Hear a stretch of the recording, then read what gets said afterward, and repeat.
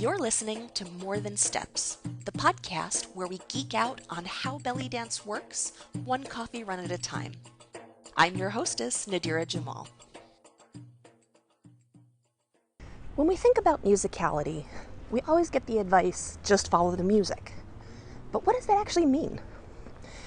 Well, what we need to do is we need to listen and identify cues in the music and then use them to drive our decisions about what goes into our dance. But what's a cue? What elements of our dance can that affect? And how do you actually make that decision? The thing is, there's no single answer to that.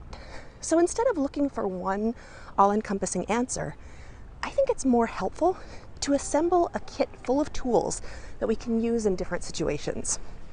So today we're going to talk about one specific tool for responding to one specific type of cue, the movement category, or as I call them lately, buckets.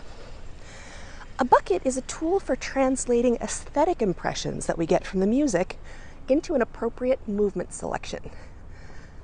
So what does that mean?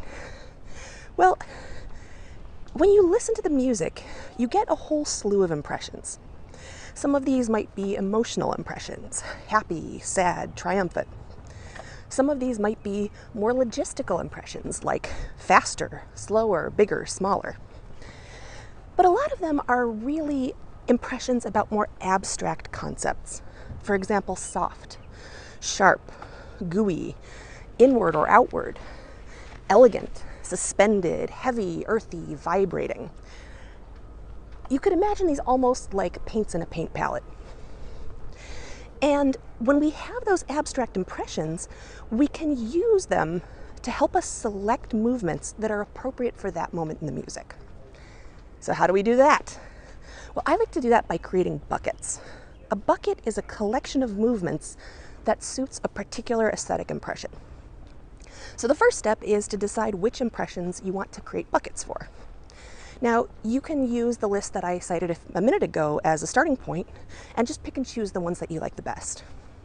Or you can create your own list of impressions by listening to a lot of music of different types, genres, speeds, rhythms, and just make your own list. The catch here is that if you do make your own list, make sure that you omit any emotional or logistical ones.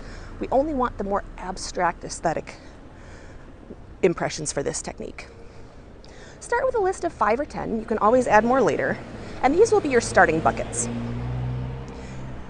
So the next step is to fill those buckets. So for each of the movement categories or buckets or impressions that you come up with, I'd like you to make a list of all of the movements that you know and like that fit that bucket.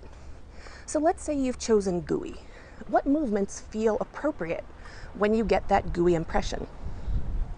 You can put as many moves as you need into that bucket, but don't stretch. Only put in moves that seem like an obvious fit for that impression, that you can do easily and that you like. If you don't like something or if it's difficult for you to execute, just don't put it here. You can put as many moves into that bucket as you'd like, but 5 or 7 is plenty. So don't work too hard at this. Now, one thing to keep in mind is that a given movement might belong in more than one bucket. For example, hip circles might very obviously go into a soft bucket or a gooey bucket. And that's it. You've got your buckets. You've filled them with a nice selection of movements. So how do you use that to help you make choices in your dance? Well, if you're creating a choreography, you can sit down and think about it for a given section of the music. What impressions did you get in that moment in the music? Then you can go to your bucket and choose one or more of the movements that are a good embodiment for that aesthetic impression. Easy peasy.